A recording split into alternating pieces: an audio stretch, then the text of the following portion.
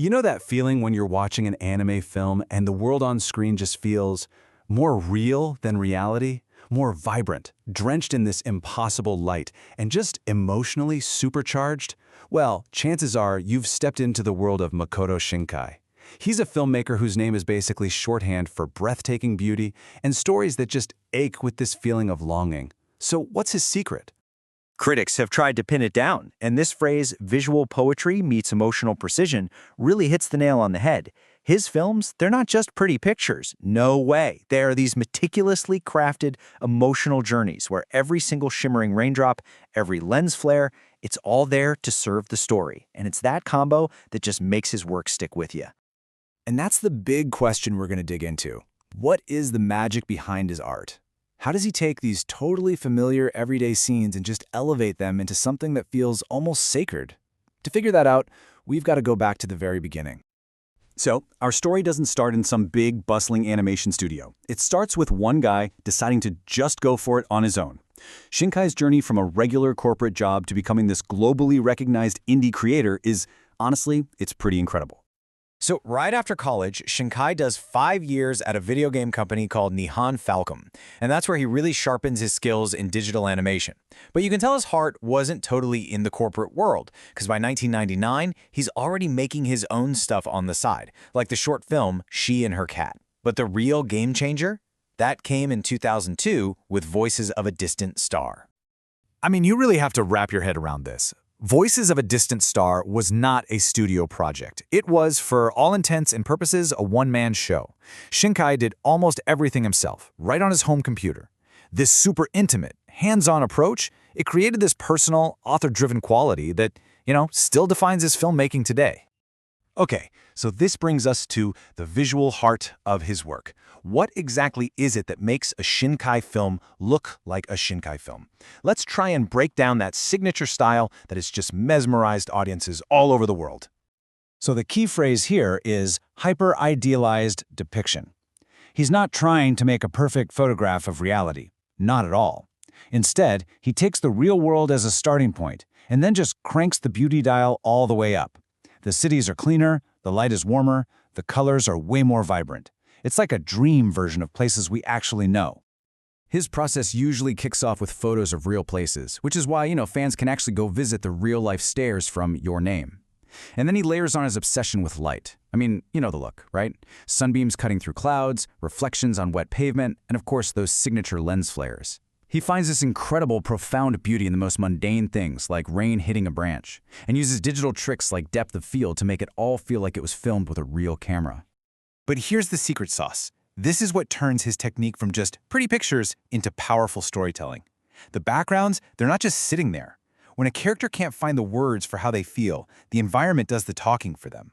A lonely sky shows you a character's isolation. A sudden rainstorm might symbolize an emotional release. The landscape is literally a character in his films.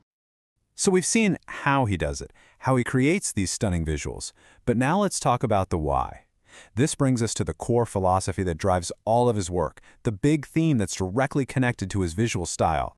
It almost always comes down to this one single powerful word: distance. In just about every story he tells, the main conflict, that primary source of that signature ache and longing, is the separation between two people who are just desperate to connect with each other. And what's so brilliant is how he explores this idea from every angle. Sometimes it's physical distance, like in 5 centimeters per second. Sometimes it's temporal, where characters are living in different years. The amazing twist in Your Name. It can even be cosmic, with light years of empty space between two lovers, like in his early work. And a lot of the time, it's that emotional distance, all the things left unsaid, that ends up hurting the most. Now, in his more recent films, Shinkai has taken these signature themes of distance and longing and just scaled them up big time. He evolved from telling stories about personal separation to these huge narratives that are grappling with trauma on a national level. These 3 blockbuster films, Your Name, Weathering with You, and Suzume, people often call them the disaster trilogy. And while they're all separate stories, they kind of form this one thematic arc. Each one explores Japan's relationship with natural disasters, but through a fantasy lens. So these aren't just fantasy adventure movies. This is really important. They are deeply, deeply connected to the very real collective trauma of the 2011 Tohoku earthquake and tsunami in Japan. Shinkai is using his storytelling to sort of process these anxieties, exploring loss, memory, and healing, but on a massive scale. And that evolution leads us to some really profound philosophical ideas in his latest work, especially in Suzume, where he's digging into humanity's place in the natural world. To really get his recent films, you kind of have to understand this one concept, musubi. It's a Shinto idea, and it basically means that everything is connected. People, places, objects, even time itself. It's the invisible force that ties all the threads together, the flow of existence. This idea is pretty much the spiritual engine running movies like Your Name and Suzume. And this idea extends to all the abandoned places in his work. So in Suzume, the ruins of old schools or towns or amusement parks, they're not just empty shells. No, they're full. They're filled with the lingering memories and the voices of everyone who ever lived there. They're sacred because they hold our past. There's this prayer from the film, which is said when they're closing the doors to prevent disasters, and it is such a powerful statement of humility. It basically says humans are not the masters of nature, we're just temporary guests. We borrow the land, and eventually we have to give it back. It's this beautiful call for harmony and for respect. So when you get right down to it, Shinkai's films are not just about escaping. By creating these hyper-idealized, stunningly beautiful, and deeply fragile worlds, he's really just holding up a mirror. He's asking us to look a little closer at our own world, to find the beauty in the small details, to cherish the connections we have, no matter the distance, and to remember our place in the grand, interconnected flow of it all. Welcome to the Deep Dive, where we take the stack of sources you've given us and really try to pull out the most essential insights. Today, we are immersing ourselves in the breathtaking and I think often deeply nostalgic world of the Japanese filmmaker and novelist Makoto Shinkai. And it's such a crucial subject because, Shinkai is arguably the most dominant voice in global animation right now. No question. His work is just visually stunning. It's centered on these, high-stakes romantic stories, usually with teenagers, and it's all loaded with this profound emotional weight. He's become the modern benchmark. For years, people have compared him to Hayao Miyazaki, which is, massive praise. Of course. But Shinkai himself has called that comparison an over-evaluation. He kind of wants to stand on his own terms. And he absolutely does. If you need any proof of his global success, just look at the 2016 phenomenon, Your Name. That film was so successful that, for a while, it actually dethroned Miyazaki's Spirited Away as the highest-grossing anime film in the world. Yeah. And he's not just a director. He's the complete author, screenwriter, editor, even the novelist for his own works. So our mission for this deep dive is to unpack the mechanics behind that success. We want to understand this unique tension in his art. How does Shinkai take hyper-realistic, sometimes totally mundane settings, a street corner in Tokyo, a set of stairs, Right. and transform them into these landscapes that are so emotionally profound they feel like visual poetry? We're really looking at how the real grounds the impossible. To start, you have to look at his signature visual approach. Mhm. Critics often call it hyper-idealized depiction or simply photorealism. Okay. Shinkai is just meticulous. He uses digital tools not to escape reality, but to elevate it, and he deliberately blurs that line between animation and photographic reality. The process itself is fascinating because it's so grounded. The sources all emphasize that he doesn't just imagine these places. No, not at all. He actively sends teams to photograph real-world locations for reference. Then he has them meticulously render those scenes with, photo-like accuracy in the final animation. And the result is immediate recognition for anyone who's been there. You think of his cityscapes, the specific glow of the night skies, the extreme cleanliness and brightness of the lighting. It's a level of detail that goes way beyond what is strictly necessary for the story. Exactly. And here's the payoff, which is where it gets really interesting, both commercially and culturally. That almost painful attention to detail turns completely ordinary locations into these massive fan pilgrimage sites. The Seichi Junrei. Right. You might recognize a street corner in Shinjuku or those famous concrete stairs from Your Name, and fans will literally travel across the world just to stand where these animated characters stood. So the realism provides the structure, but it's the light that really provides the emotional experience. Shinkai's mastery of lighting is, without a doubt, his most recognized visual trademark. He uses reflection, refraction, these highly saturated colors to create an atmosphere that feels inherently warm, nostalgic, and dreamy. And it's technically sophisticated, but for a very specific emotional reason, right? He uses these digital techniques to mimic the physics of a real camera lens. You see that beautiful, shallow, defocused effect in the foreground or background. That's the key. By mimicking the shallow depth of field you get from a good camera lens, Shinkai is instantly isolating his characters. Aha. He creates that feeling of intimate, almost self-absorbed teenage tunnel vision, even when they're standing in this huge, overwhelming cityscape. The technique is a deliberate choice to force you, the audience, to focus on their intimate emotional world. So he's constantly finding beauty in the most ordinary, overlooked scenes. It's not about the grand vistas. It's about the specific way light reflects off a drop of dew, or the pattern rain makes on a window pane, or even how individual flower petals fall. Yeah, these micro details are elevated from just background noise to being these central, defining emotional moments. Which brings us to a core analytical point. In a Shinkai film, the landscape is never just set dressing. Never. It is fundamentally functioning as an emotional window for the characters. That's the crucial shift. His characters, especially the teenagers, they rarely give these sweeping monologues about their inner turmoil. Right, they don't have these huge, overt emotional reactions. Instead, all their feelings are conveyed indirectly through the entire atmosphere of the scene, the changing light, the music, and especially those dramatic, beautiful shifts in the clouds. It's a genius mechanism for tackling his favorite themes, which are always distance and isolation. Yeah. If you look at, say, The Garden of Words, the camera often just dwells on skylines or isolated objects or the scenery itself. Never on the characters' faces. Far more. And this deliberate visual choice emphasizes their loneliness and the psychological distance between them. And the symbolism is just so rich. I mean, the sources point out that in The Garden of Words, the transparency of the rainwater and how it makes the plants glitter, that symbolizes the purity and the temporary nature of their interaction. Especially since they can only meet on rainy days. The visual poetry completely replaces spoken dialogue. Okay, so if we transition from the visuals to what they support narratively, we see his primary focus is almost always the star-crossed romance. Always. He's constantly asking, how does distance, whether it's physical or temporal, how does that impact a relationship? And the obstacles he puts in their way are rarely mundane. They can be simple separation, sure, but they can also be completely cosmic. Impossible age differences, time travel, or even the immediate threat of death and disaster. But let me just push back on that for a second. Doesn't that risk becoming, I don't know, a bit repetitive or overwrought?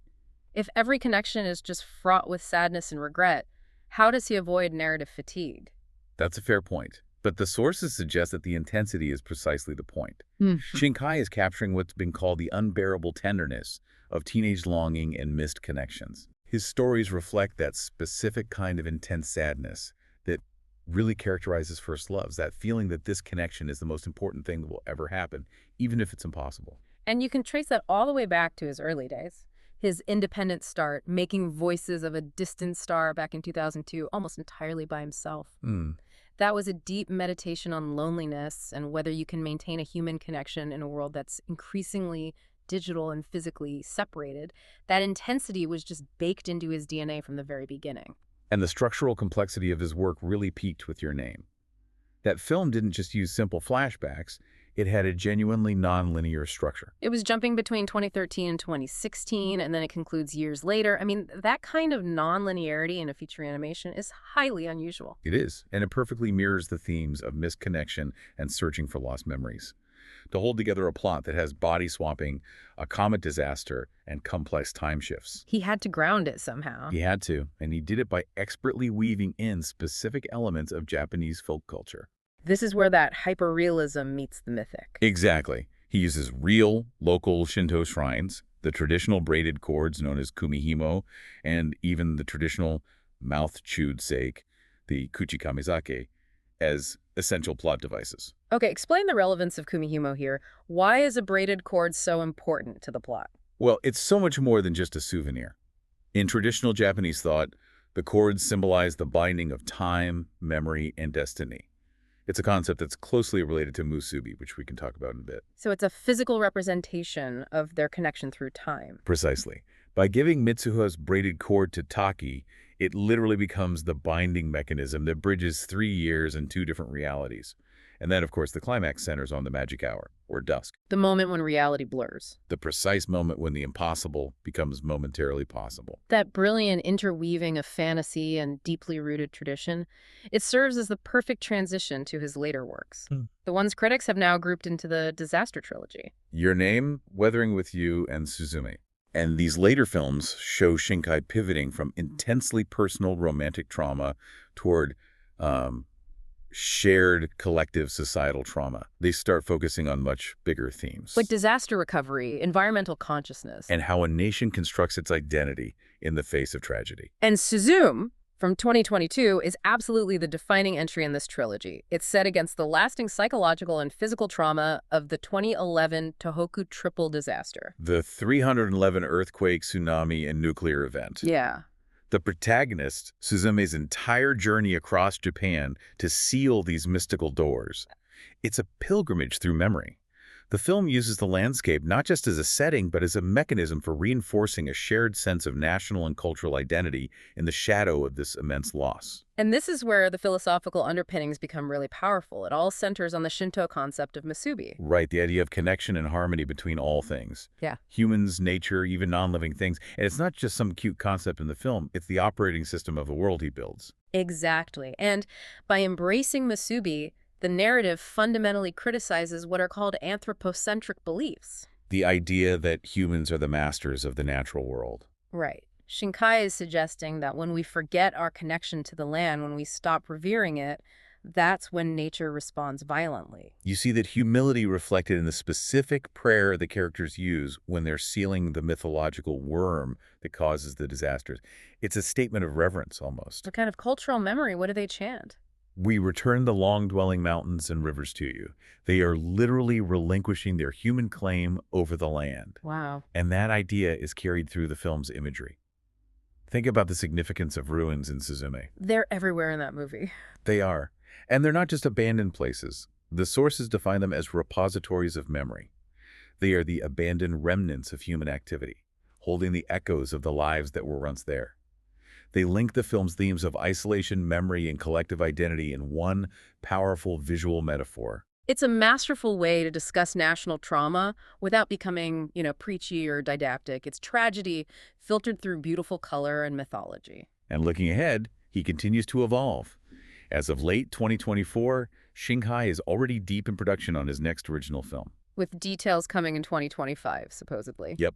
And one interesting little note is that in Suzume, he deliberately abandoned his previous trend of having character cameos, where you'd see characters from his older films pop up. Oh, right. It marks a clear separation between his works, suggesting he's continually pushing forward into new territory. So that brings us to our synthesis, the core takeaway for you. What Makoto Shinkai does better than almost anyone is transform the commonplace details of daily life, the rain, the light, the commute, into these idealized emotional spectacles. He uses light and landscape not as mere decoration, but as a sophisticated language. A language to convey the profound intensity of missed connections, and, in his later work, collective memory. He creates a world that is so meticulously real, down to the last photographically accurate reflection, just to make the mythic elements, the body swapping, the cosmic dangers, the doors to another world, feel physically present and urgently terrifying. So we'll leave you with this final thought. Shinkai's entire artistic project is defined by that tension using hyper-accurate realism down to the precise angle of light hitting a Tokyo stairwell to tell a story about phenomena that are entirely beyond reality. So consider this. What immense storytelling power is gained when a filmmaker uses painstaking accuracy and verifiable reality to successfully ground the utterly impossible, forcing you to believe that maybe, just maybe, that comet is really going to strike your town too.